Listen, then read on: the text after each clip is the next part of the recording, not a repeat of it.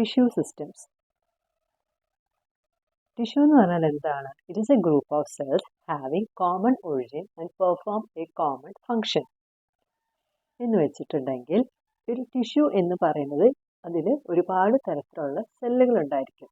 ഈ സെല്ലുകളുടെ എല്ലാം ഒറിജിൻ കോമൺ ആയിരിക്കും. ഒറിജിൻ എന്ന് വെച്ചാൽ അത് പ്രൈമറി ഒറിജിൻ ആണോ, അതായത് എംബ്രിയോണിക്, ഒരു എംബ്രിയോ നിന്ന് നേരിട്ട് ഡിറൈവ് ചെയ്തിട്ടുള്ള സെല്ലുകളാണോ, അതല്ലെങ്കിൽ സെക്കൻഡറി ഒറിജിൻ ആണോ. സെക്കൻഡറി ഒറിജിൻ എന്ന് പറഞ്ഞിട്ടുണ്ടെങ്കിൽ ഓൾറെഡി ഡിഫറൻഷിയേറ്റ് ചെയ്ത് മെച്ചുവേർഡ് ആയിട്ടുള്ള ഒരു സെല്ല് തിരിച്ച് ഡീഡിഫറൻഷിയേറ്റ് ചെയ്ത്, അതായത് തിരിച്ചത് മെരിസ്റ്റമാറ്റിക് ആയിട്ട് അതിൽ നിന്ന് ഡെവലപ്പ് ചെയ്യുന്ന സെല്ലുകൾ, അതിന് സെക്കൻഡറി സെൽസ് എന്ന് പറയും. അങ്ങനെ സെക്കൻഡറി ആണോ ഒറിജിൻ എന്നുള്ളത്. And perform A common function എന്ന് വെച്ചിട്ടുണ്ടെങ്കിൽ ഒരു ലിവിങ് ഓർഗാനിസത്തിൽ പലതരത്തിലുള്ള സെല്ലുകളുണ്ട് അല്ലേ.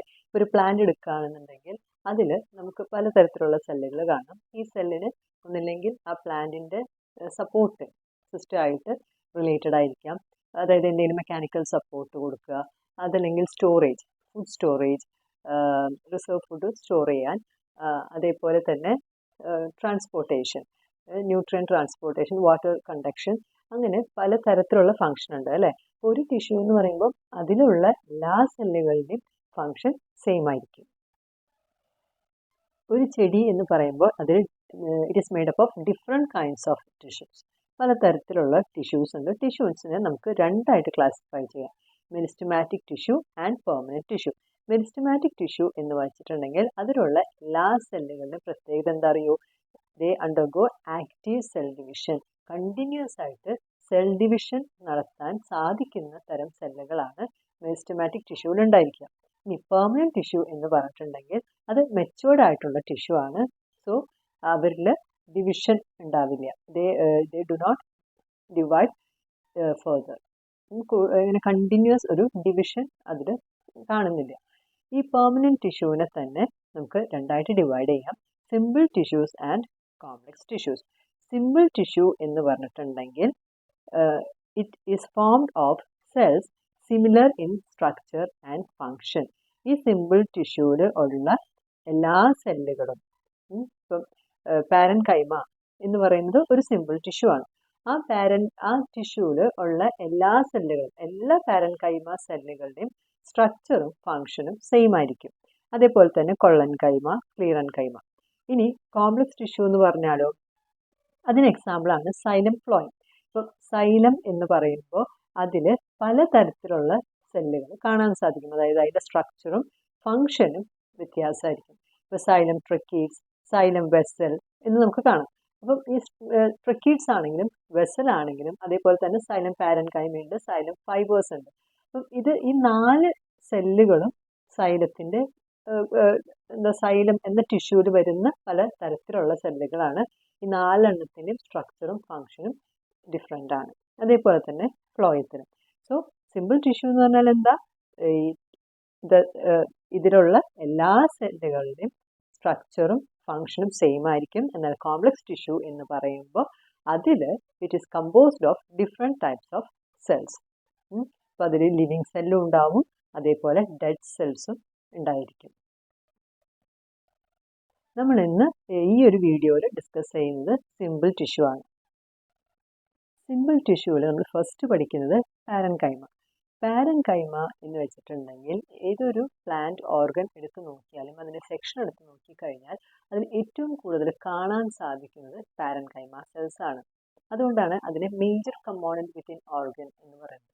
ഏതൊരു സ്റ്റെം ആണെങ്കിലും ലീഫ് ആണെങ്കിലും ഏതൊരു ഭാഗം സെക്ഷൻ എടുത്ത് നമ്മൾ മൈക്രോസ്കോപ്പിൽ നോക്കിക്കഴിഞ്ഞിട്ടുണ്ടെങ്കിൽ അവിടെ ഏറ്റവും കോമൺ ആയിട്ട് കാണുന്നത്, ഏറ്റവും കൂടുതലായിട്ട് കാണുന്നത് പാരൻകൈമ സെല്ലുകളാണ്. ഇനി ഇതിൻ്റെ ക്യാരക്ടേഴ്സ് എന്തൊക്കെയാണ്? They are living cell. Mature ആയാലും ലിവിങ് ആണ്. അതിൻ്റെ ഉള്ളിൽ ലിവിങ് സെൽ എന്ന് പറഞ്ഞാൽ ലിവിങ് പ്രോട്ടോപ്ലാസം ഉണ്ട്, ന്യൂക്ലിയസ് ഉണ്ട്, എല്ലാ സെൽ ഓർഗനൽസും ഉണ്ടാവും. സെല്ലിൻ്റെ മെറ്റബോളിസം പ്രോസസ്സ് കറക്റ്റായിട്ട് നടന്നുകൊണ്ടേയിരിക്കും. They are ഐസോഡയാമെട്രിക്. എല്ലാ സെല്ലുകളും ഏകദേശം ഒരു സെയിം സൈസ് ആയിരിക്കും ഉണ്ടായിരിക്കുക. തിൻ ബോൾഡ് ആണ്. കൂടുതലായിട്ടും ബോളിൽ സെല്ലുലോസ് ആണ് കൂടുതലായിട്ട് കാണാൻ സാധിക്കുക. തിക്നെസ്സിന് കാരണമായിട്ടുള്ള പെക്റ്റിൻ, ലിഗ്നിനൊക്കെ കുറവായിരിക്കും. സെല്ലുലോസ് ആണ് കൂടുതലായിട്ട് കാണാൻ സാധിക്കുക. It composed of large vacuoles. ഈ സെല്ലിൻ്റെ ഉള്ളിൽ വലിയ വാക്യൂള് കാണാൻ സാധിക്കും.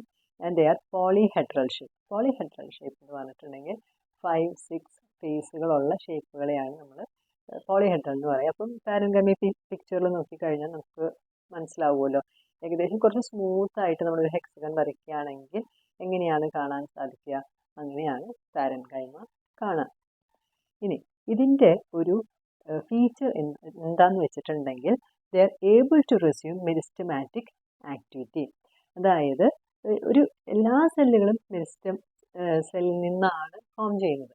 അപ്പോൾ മെരിസ്റ്റമാറ്റിക് സെല്ലിന് ഡിവൈഡ് ചെയ്തിട്ട് വരുന്ന സെല്ലുകൾ. അപ്പോൾ യങ് സ്റ്റേജിൽ അത് ഡിഫറൻഷ്യേറ്റഡ് അല്ല. ഡിഫറൻഷ്യേറ്റഡ് എന്ന് വെച്ചിട്ടുണ്ടെങ്കിൽ എന്താണെന്ന് വെച്ചാൽ അവരുടെ സ്ട്രക്ചർ. ഇപ്പോൾ പാരൻഗൈമയ്ക്ക് ഇപ്പോൾ നമ്മൾ പറഞ്ഞല്ലോ ഐസോഡയമെട്രിക് ആണ്, തിൻ ബോൾഡ് ആണ്, ലാർജ് വാക്യൂൾ ഉണ്ട് എന്നൊക്കെ. അത് പാരൻഗൈമയുടെ ഫീച്ചറാണ്. കൊള്ളൻ കൈമേരും സ്ക്വീറൻ കൈമേരും ഒക്കെ ഫീച്ചേഴ്സ് വ്യത്യാസമായിരിക്കും. അപ്പോൾ മെരിസ്റ്റമാറ്റിക് സെല്ലുകൾ ഡിവൈഡ് ചെയ്ത് ഫോം ചെയ്യുന്ന യങ് സെൽ എല്ലാം ഒരുപോലെ ആയിരിക്കും. അത് കഴിഞ്ഞ് ഓരോ സെല്ലിൻ്റെയും ഫങ്ഷൻ അനുസരിച്ച് അവരുടെ സ്ട്രക്ചർ മാറും. ഇപ്പം ഈ പാരൻഗൈമയിൽ ഈ പറയുന്ന എല്ലാ ഫീച്ചേഴ്സും വന്നു. എന്നിട്ട് അങ്ങനെ ഫുള്ളി ഡെവലപ്പായി കഴിഞ്ഞിട്ടുണ്ടെങ്കിൽ അതിന് ഒരു ഫങ്ഷൻ അസൈൻ ചെയ്യും. അപ്പോൾ പാരൻഗൈമയിൽ കൂടുതലായിട്ടും സ്റ്റോറേജ് ആണ് ഫങ്ഷനായിട്ട് കാണാറുള്ളത്. അപ്പം അതിന് സ്റ്റോറേജ് ഫങ്ഷൻ കൊടുത്തു. അങ്ങനെ ആ മെച്ചുവറായി. പിന്നെ അത് പെർമനൻറ്റ് ടിഷ്യൂ ആയി. പിന്നെ അത് ഡിവൈഡ് ചെയ്യില്ല. അത് അതിൻ്റെ ഫങ്ഷൻ, അതിൻ്റെ ജോലി എന്താണോ അത് ചെയ്തങ്ങ് പോവാണ്. പക്ഷേ ഏതെങ്കിലും ഒരു സാഹചര്യത്തിൽ അതിന് ഇപ്പോൾ ചെടിയുടെ സർവൈവിന്, ഒരു ചെടിക്ക് മുന്നോട്ട് പോകാനായിട്ട് അത് നശിച്ചു പോവാതിരിക്കാൻ വേണ്ടി ഒരു മെരിസ്റ്റമാറ്റിക് ആക്ടിവിറ്റി കൂടുതൽ, ഏതെങ്കിലും ഒരു ടൈപ്പ് ഓഫ് ടിഷ്യൂ കൂടുതലായിട്ട് പ്രൊഡ്യൂസ് ചെയ്യണം എന്ന് വന്നു കഴിഞ്ഞിട്ടുണ്ടെങ്കിൽ ഈ പാരൻഗൈമ സെല്ലുകൾക്ക് എന്ത് സാധിക്കും, അവർക്ക് തിരിച്ച് മെരിസ്റ്റമാറ്റിക് സെല്ലാവാൻ സാധിക്കും. അതാണ് ഡിഫറൻഷിയേറ്റ്, ഡിവൈഡ് ആൻഡ് റീഡിഫറൻഷിയേറ്റ് എന്ന് പറയുന്നത്. ഡിഫറൻഷിയേറ്റ് എന്ന് പറഞ്ഞാൽ മെച്ചുവറായ സെല്ലിൽ നിന്ന് അത് തിരിച്ച് മെരിസ്റ്റമാറ്റിക് സെല്ലാവാൻ പറ്റും. മെരിസ്റ്റമാറ്റിക് സെല്ലായി കഴിഞ്ഞാൽ അതിന് കണ്ടിന്യൂസ് ഡിവിഷൻ സാധ്യമാവും. കണ്ടിന്യൂസ് ഡിവിഷൻ നടന്ന് ഒരുപാട് ഡോട്ടർ സെല്ലൊക്കെ ഫോം ചെയ്ത് കഴിയുമ്പോൾ ഈ ഡോട്ടർ സെല്ലിനെ ഇപ്പം നമ്മൾ പറഞ്ഞല്ലോ, ക്ലാസിഫിക്കേഷനിൽ കണ്ടല്ലോ കുറച്ച് ടൈപ്പ് ഓഫ് സെല്ലുകൾ, ഇതിൽ ഏത് സെല്ലായിട്ട് വേണമെങ്കിലും മാറാൻ സാധിക്കും. ഇനി പാരൻഗൈമയുടെ മറ്റൊരു ഫങ്ഷനാണ് they play an important role in wound healing, regeneration, formation of adventitious root and shoot. ഇപ്പം വൂണ്ട് ഹീലിംഗ് എന്ന് വെച്ചിട്ടുണ്ടെങ്കിൽ ഇപ്പം നമ്മൾ ചെടിയിലൊക്കെ ചിലപ്പോൾ ഇങ്ങനെ മുറിവ് പറ്റും അല്ലേ, നമ്മൾ വെട്ടുന്നുണ്ട്, കൊമ്പൊക്കെ മുറിച്ച് ഇടുന്നുണ്ട്. പക്ഷെ ആ കൊമ്പ് മുറിച്ചു എന്ന് വെച്ചിട്ട് ആ ചെടി ചീഞ്ഞു പോവില്ലല്ലോ, കുറച്ച് കഴിയുമ്പോൾ അവിടെ ഉണങ്ങും. അപ്പം അതേപോലെ റീജനറേഷൻ, അപ്പോൾ മുറിച്ച ഭാഗത്തു നിന്ന് തന്നെ ഇപ്പോൾ നമ്മളൊരു കൊമ്പ് മുറിച്ച് നട്ട് കഴിഞ്ഞിട്ടുണ്ടെങ്കിൽ അത് റീജനറേറ്റ് ചെയ്യും അല്ലേ, പുതിയൊരു ചെടിയായിട്ട് അതിന് വളരാൻ സാധിക്കും. Then formation of adventitious root and shoot. Adventitious root എന്ന് പറഞ്ഞാൽ എന്താ, എംബ്രിയോണിക് അല്ലാത്ത, അതായത് ഒരു വിത്ത് നമ്മൾ മുളയ്ക്കുമ്പോൾ അതിന് പ്ലൂമ്യൂളും റാഡിക്കിളുമാണ് ആദ്യം വരിക. അപ്പോൾ ആ റാഡിക്കിൾ എന്ന് പറയുന്നതാണ് ശരിക്കും അതിൻ്റെ റൂട്ട്, ഒറിജിനൽ എംബ്രിയോണിക് ഒറിജിനുള്ള റൂട്ട്. അതല്ലാതെ ഇപ്പം നമ്മളൊരു കൊമ്പ് മുറിച്ചൊക്കെ നടുമ്പോൾ, അല്ലെങ്കിൽ ചില ഇപ്പം നിശാഗന്ധി പോലെയുള്ള ചെടികളിലൊക്കെ ഇല നട്ട് കഴിഞ്ഞിട്ടുണ്ടെങ്കിൽ അതിൽ വേര് വരും. അപ്പം അങ്ങനെ വേര് വരുന്ന അത്തരം വേരുകളൊക്കെ നമ്മൾ അഡ്വെന്റീഷ്യസ് റൂട്ട് എന്നാണ് പറയുക. ഷൂട്ടും അതേപോലെ തന്നെ പുതിയതായിട്ട്, അതായത് എംബ്രിയോണിക് ഒറിജിൻ അല്ലാത്ത തരത്തിലുള്ള ഷൂട്ടുകളാണ് നമ്മൾ അഡ്വെന്റീഷ്യസ് ഷൂട്ട് എന്ന് പറയുക.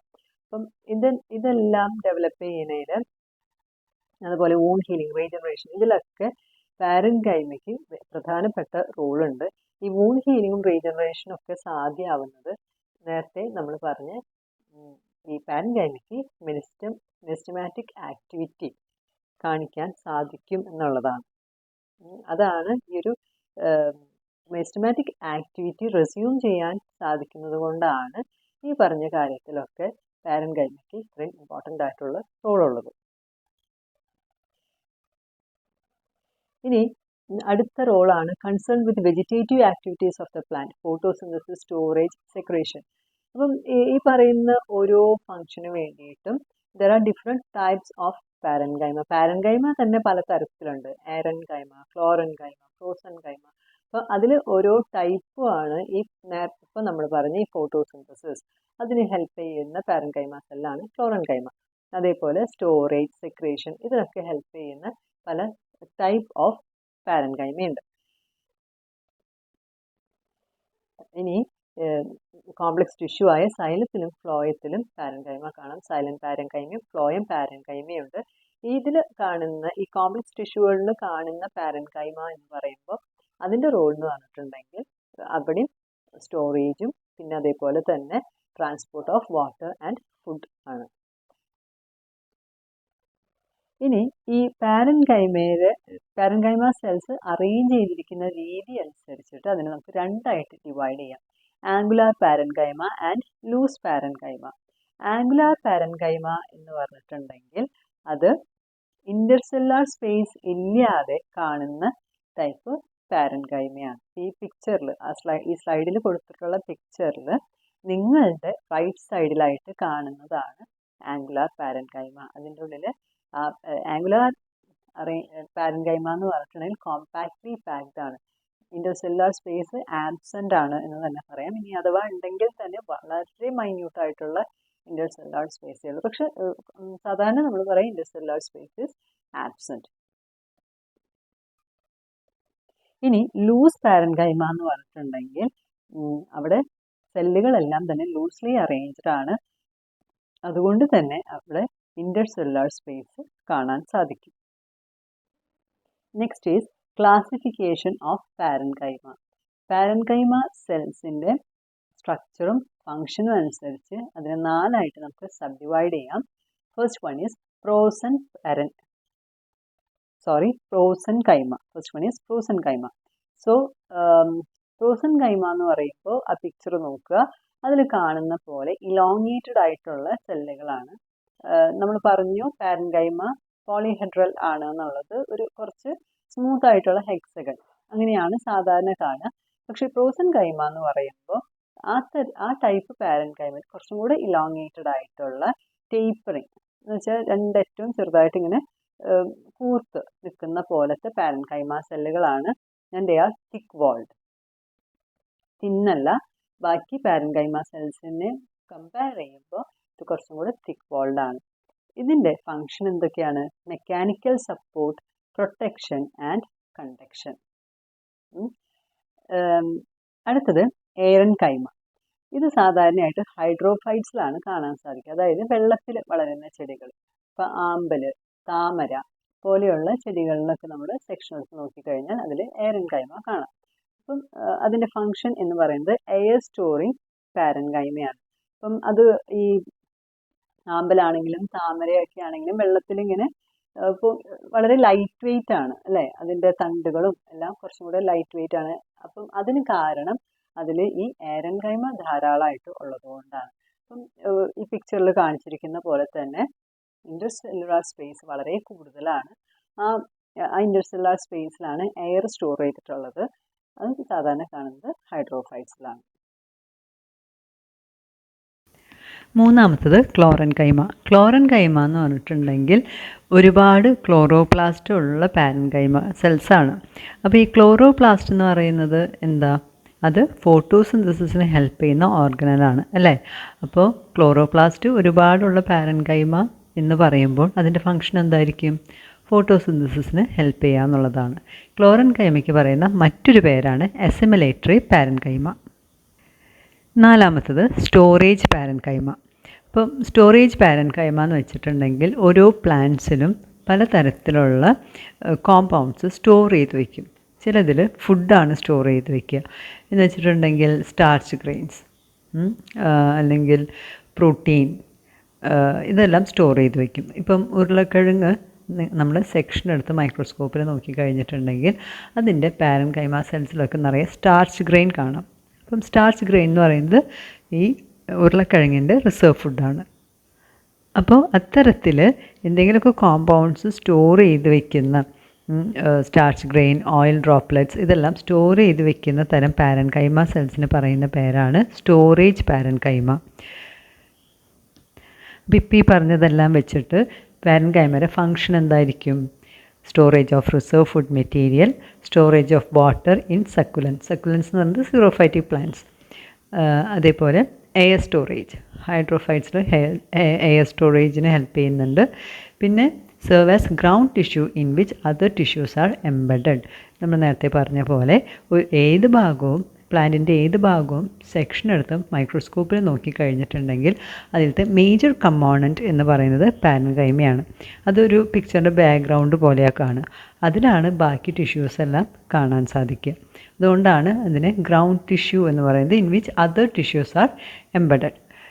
Then in xylem and phloem, parenchyma takes part in transport of material. ഇപ്പോൾ xylem parenchyma ആണെന്നുണ്ടെങ്കിൽ വാട്ടർ ട്രാൻസ്പോർട്ട് ഹെൽപ്പ് ചെയ്യുന്നുണ്ട്. അതേപോലെ phloem parenchyma ആണെങ്കിൽ ഫുഡ് ട്രാൻസ്പോർട്ടിന് ഹെൽപ്പ് ചെയ്യുന്നുണ്ട്. ഇനി second type of simple tissue is collenchyma. Collenchyma എന്ന് പറയുന്നത് മെക്കാനിക്കൽ സപ്പോർട്ട് കൊടുക്കുന്ന ടൈപ്പ് ഓഫ് സിമ്പിൾ ടിഷ്യൂസ് ആണ്. അപ്പം മെക്കാനിക്കൽ സപ്പോർട്ടിനായിട്ട് വേറെയും ടിഷ്യൂസ് ഉണ്ട്. പക്ഷേ കൊള്ളൻ കൈമ അതിൽ നിന്നെല്ലാം എങ്ങനെ വ്യത്യാസമാവുന്നു എന്ന് ചോദിച്ചിട്ടുണ്ടെങ്കിൽ ഇറ്റ് ഈസ് ലിവിങ് ടിഷ്യൂ. ഈ മെക്കാനിക്കൽ സപ്പോർട്ട് കൊടുക്കുന്ന ലിവിങ് ടിഷ്യൂ ആണ് കൊള്ളൻ കൈമ. അപ്പോൾ മെക്കാനിക്കൽ സപ്പോർട്ട് കൊടുക്കണം എന്നുണ്ടെങ്കിൽ ഈ സെല്ല് നല്ല സ്ട്രോങ് ആയിരിക്കണം അല്ലേ. അപ്പോൾ അങ്ങനെ സ്ട്രോങ് ആവണമെങ്കിൽ എന്ത് വേണം? അതിൻ്റെ സെൽ വാള് നല്ല തിക്കായിരിക്കണം. അപ്പം കൊള്ളൻ കൈമേലെ പ്രൈമറി വാൾസ് തിക്കാണ്. അതായത് അതിൽ ഈ ലിഗ്നിൻ ഡെപ്പോസിറ്റ്സ് കാണാൻ സാധിക്കും. ഇനി സെല്ലിൻ്റെ ഷേപ്പ് പറയുകയാണെന്നുണ്ടെങ്കിൽ ഇലോങ്ങേറ്റഡ് സെൽസാണ്. സാധാരണയായിട്ട് ഇത് യങ് ആയിട്ടുള്ള പ്ലാന്റ് പാർട്സിലാണ് കാണാൻ സാധിക്കുക. സെക്കൻഡറി ഗ്രോത്ത് സ്റ്റാർട്ട് ചെയ്യുന്നതിനേക്കാളും മുൻപ് ഉള്ള പ്ലാന്റ് പാർട്സിലാണ് എന്ത് കാണാൻ സാധിക്കുക? കൊള്ളൻ കൈമ മെക്കാനിക്കൽ സപ്പോർട്ടിനായിട്ട് കാണാൻ സാധിക്കുക. അപ്പോൾ ഈ ചെടിയൊക്കെ ഇങ്ങനെ വളയുമ്പോൾ അത് ഒടിയാതിരിക്കുന്നത് ഈ കൊള്ളൻ കൈമേരെ സപ്പോർട്ട് കൊണ്ടാണ്. സാധാരണയായിട്ട് എപ്പിഡേമിസിന് തൊട്ട് താഴെയായിട്ടാണ് കൊള്ളൻ കൈമ കാണുക. അതായത് ഹൈപ്പോഡെർമിസ്, എപ്പിഡേമിസിന് തൊട്ട് താഴെയുള്ള ലെയറിന് നമ്മൾ ഹൈപ്പോഡെർമിസ് എന്നാണ് പറയുക. ഹൈപ്പോഡെർമിസിലാണ് കൊള്ളൻ കൈമ ടിഷ്യൂ കാണാൻ സാധിക്കുക. Coming to classification of collenchyma, ഈ വാൾ തിക്കനിങ് പാറ്റേൺ അനുസരിച്ച് കൊള്ളൻ കൈമേനെ 4ആയിട്ട് ഡിവൈഡ് ചെയ്തിട്ടുണ്ട്. First one lamellar or plate like collenchyma. Tangential വാളിൽ മാത്രമാണ് തിക്കനിങ് എന്നുണ്ടെങ്കിൽ അത് ലാമെല്ലാർ അല്ലെങ്കിൽ പ്ലേറ്റ് ലൈക്ക് കൊള്ളൻ കൈമയാണ്. ടാൻജൻഷ്യൽ വാൾ ഞാനിപ്പോൾ ഈ പിക്ചറിൽ കാണിച്ചിട്ടുണ്ട്. അത് ഹൊറിസോണ്ടലി പ്ലേസ്ഡ് ആയിട്ടുള്ള, അതായത് മുകളിലും താഴെയായിട്ട് കാണുന്ന വാളിന് ടാൻജൻഷ്യൽ വാളെന്നും സൈഡിലായിട്ട് വെർട്ടിക്കലായിട്ട് പ്ലേസ് ചെയ്തിട്ടുള്ള വാളിന് റേഡിയൽ വാൾ എന്നാണ് പറയുക. അപ്പോൾ കൊള്ളൻ കൈമ സെൽസിൽ ടാൻജൻഷ്യൽ വാളിൽ മാത്രമാണ് തിക്കനിങ് എന്നുണ്ടെങ്കിൽ അത്തരത്തിലുള്ള കൊള്ളൻ കൈമേനെ നമ്മൾ ലാമെല്ലാർ അല്ലെങ്കിൽ പ്ലേറ്റ് ലൈക്ക് കൊള്ളൻ കൈമ എന്ന് പറയും. ഇനി രണ്ടാമത്തത് ആംഗുലാർ കൊള്ളൻ കൈമ. സെൽ വാളിൻ്റെ കോർണേഴ്സിൽ മാത്രം തിക്കനിങ് വരികയാണെന്നുണ്ടെങ്കിൽ അത് ആംഗുലാർ കൊള്ളൻ കൈമയാണ്. ഇപ്പോൾ ഒരു ഹെക്സഗൺ ആണ് ഷേപ്പ് എന്നുണ്ടെങ്കിൽ ഹെക്സഗണിന് 6 കോർണറാണുള്ളത് അല്ലേ. ഈ 6 കോർണറിലും മാത്രം തിക്കനിങ് കാണുകയാണെന്നുണ്ടെങ്കിൽ അത് ആംഗുലാർ കൊള്ളൻ കൈമയാണ്.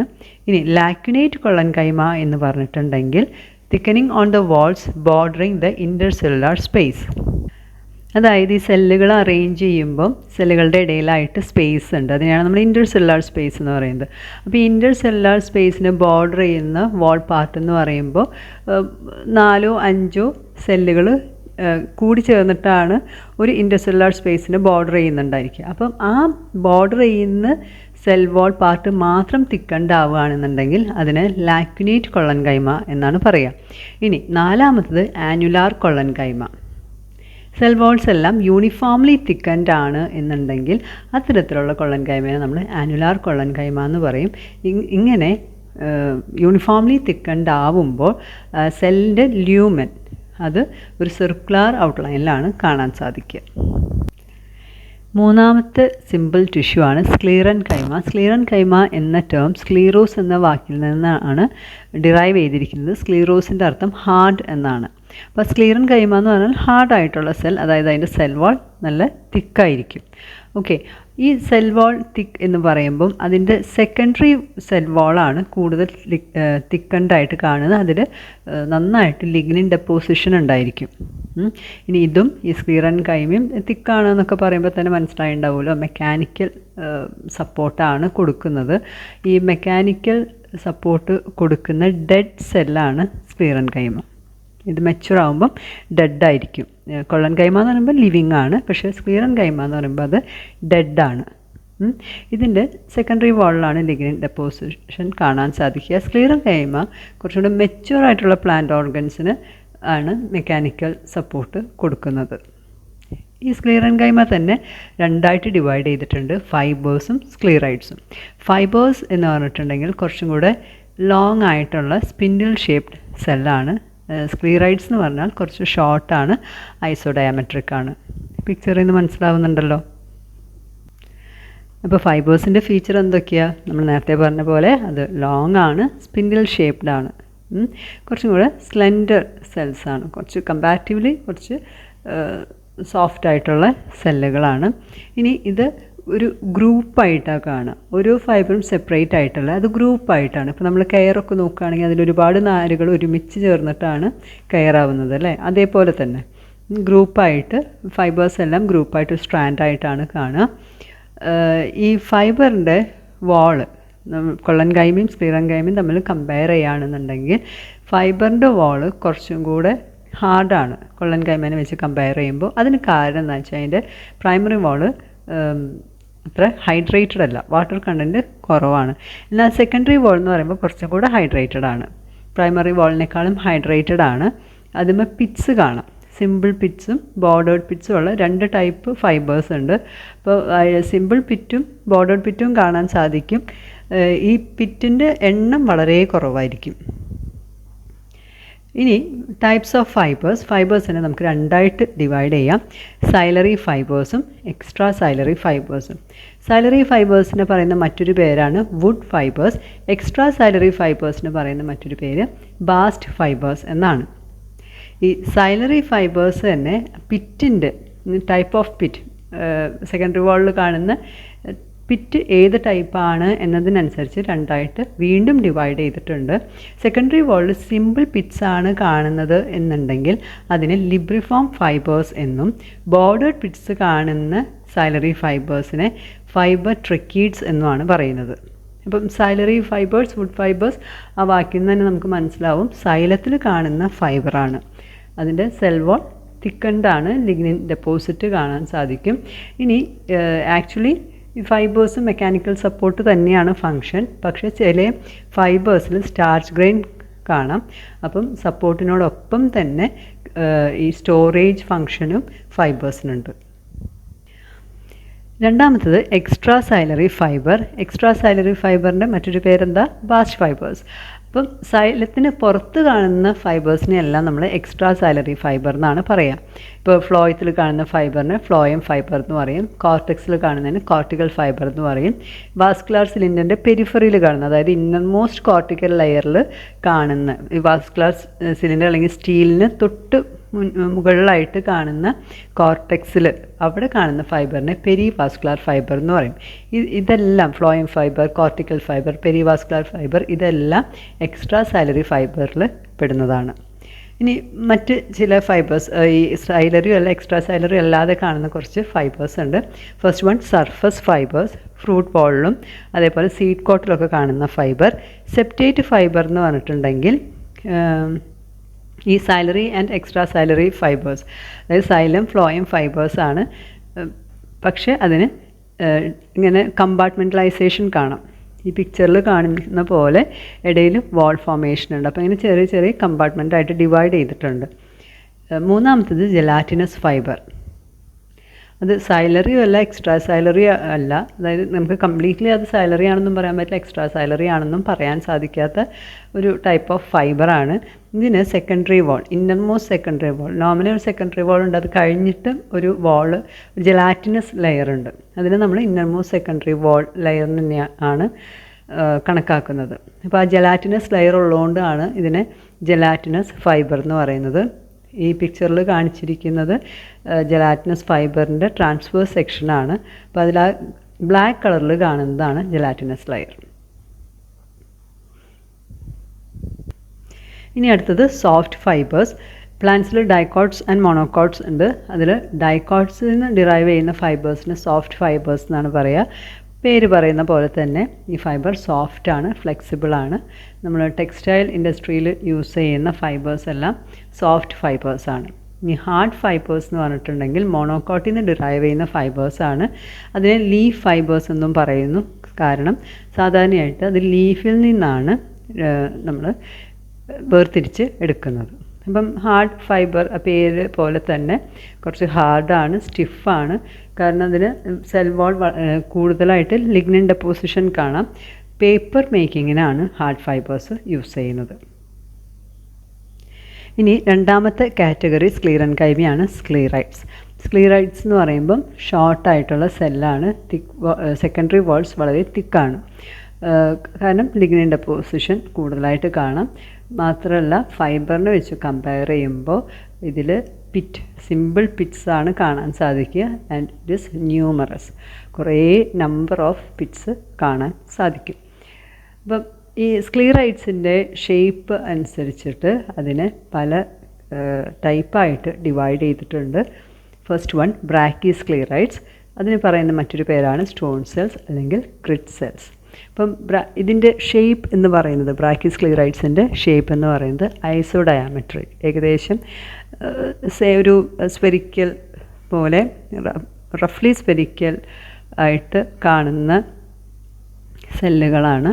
അല്ലെങ്കിൽ ഇലോങ്ങേറ്റഡ് ആയിട്ടുള്ള സെല്ലായിരിക്കും. ഈ രണ്ട് ഷേപ്പിലാണ് കാണാൻ സാധിക്കുക. ഈ ഫ്രൂട്ട് പൾപ്പിലാണ് ഇത് കൂടുതലായിട്ട് കാണുക. ഏത് ഫ്രൂട്ടാണെന്നറിയോ? നമ്മൾ പേരയ്ക്ക, സപ്പോട്ട, ഇതൊക്കെ. ഈ ഒരു ഫ്രൂട്ടും സാധാരണ മറ്റ് ഫ്രൂട്ട്സും തമ്മിലുള്ള വ്യത്യാസം എന്താ? ഇപ്പോൾ ഒരു മാംഗോയും നമ്മളൊരു സപ്പോട്ടയും തമ്മിൽ കമ്പയർ ചെയ്യുകയാണെന്നുണ്ടെങ്കിൽ, മാംഗോ എന്ന് പറയുന്നത് മാമ്പഴം കഴിക്കുമ്പോൾ വളരെ സോഫ്റ്റാണ് അല്ലേ? അതിൻ്റെ പൾപ്പ് വളരെ സോഫ്റ്റാണ്. പക്ഷേ സപ്പോട്ട കഴിക്കുമ്പോൾ ചെറിയൊരു ഗ്രിറ്റ്നെസ് ഫീൽ ചെയ്യും. എന്ന് വെച്ചാൽ ഇങ്ങനെ കടിക്കുമ്പോൾ എന്തോ ഉള്ളിൽ ചെറിയ തരിയുള്ള പോലെ നമുക്ക് തോന്നും. അപ്പം അതിനെയാണ് ആ ഗ്രിറ്റ്നെസ് എന്ന് പറയുന്നത്. അതിന് റീസൺ എന്താ? ഈ ബ്രാക്കി സ്ക്ലീറൈഡ്സിൻ്റെ പ്രസൻസ് ആണ്. ഇനി അടുത്തത് മാക്രോസ്ക്ലീറൈഡ്സ്. ഇലോങ്ങേറ്റഡ് ആയിട്ടുള്ള റോഡ് ലൈക്ക് സെൽസിനെയാണ് മാക്രോസ്ക്ലീറൈഡ്സ് എന്ന് പറയുന്നത്. ഓസ്റ്റിയോസ്ക്ലീറൈഡ്സ് എന്ന് പറഞ്ഞിട്ടുണ്ടെങ്കിൽ ബോൺ ഷേപ്പ്, എല്ല് പോലെ ഇരിക്കുന്ന സ്ക്ലീറൈഡ്സിനെയാണ് ഓസ്റ്റിയോസ്ക്ലീറൈഡ്സ് എന്ന് പറയുക. ആസ്ട്രോസ്ക്ലീറൈഡ്സ്, പേര് കേൾക്കുമ്പോൾ അറിയാം. ആസ്ട്രോ എന്ന് പറയുമ്പോൾ സ്റ്റാർ പോലെ ഷേപ്പുള്ള സ്ക്ലീറൈഡ്സിനെ ആസ്ട്രോസ്ക്ലീറൈഡ്സ് എന്നാണ് പറയുക. ട്രൈക്കോസ്ക്ലീറൈഡ്സ് എന്ന് പറഞ്ഞിട്ടുണ്ടെങ്കിൽ മുടിനാര് പോലെ ഇരിക്കുന്ന സ്ക്ലീറൈഡ്സ് ആണ്. ഫില്ലിഫോം സ്ക്ലീറൈഡ്സ് എന്ന് വെച്ചിട്ടുണ്ടെങ്കിൽ ഫൈബർ പോലെ കാണുന്ന സ്ക്ലീറൈഡ്സ് ആണ്. സിമ്പിൾ ടിഷ്യൂവിൻ്റെ ക്ലാസ് ഇവിടെ അവസാനിച്ചു. ഇനി നാളെ മുതൽ ഈ ടോപ്പിക്കായിട്ട് റിലേറ്റഡ് ആയിട്ടുള്ള പ്രീവിയസ് ഇയേഴ്സ് ക്വസ്റ്റ്യൻ പേപ്പേഴ്സിൽ നിന്നുള്ള ക്വസ്റ്റ്യൻസ് ഷെയർ ചെയ്യും. അതേപോലെ തന്നെ ഒബ്ജക്റ്റീവ് ക്വസ്റ്റ്യൻസ്, കോമ്പറ്റേറ്റീവ് എക്സാമിന് വന്നിട്ടുള്ള ഒബ്ജക്റ്റീവ് ക്വസ്റ്റ്യൻസ് എല്ലാം ഷെയർ ചെയ്യുന്നുണ്ടായിരിക്കും. ഇനി കോംപ്ലക്സ് ടിഷ്യൂ, അത് അടുത്ത ചൊവ്വാഴ്ച ഇതേ സമയത്ത് അതിൻ്റെ ക്ലാസ് അപ്ലോഡ് ചെയ്യുന്നതാണ്. അപ്പം ക്ലാസ് ഇഷ്ടപ്പെട്ടിട്ടുണ്ടെങ്കിൽ സബ്സ്ക്രൈബ് ചെയ്യാൻ മറക്കരുതേ.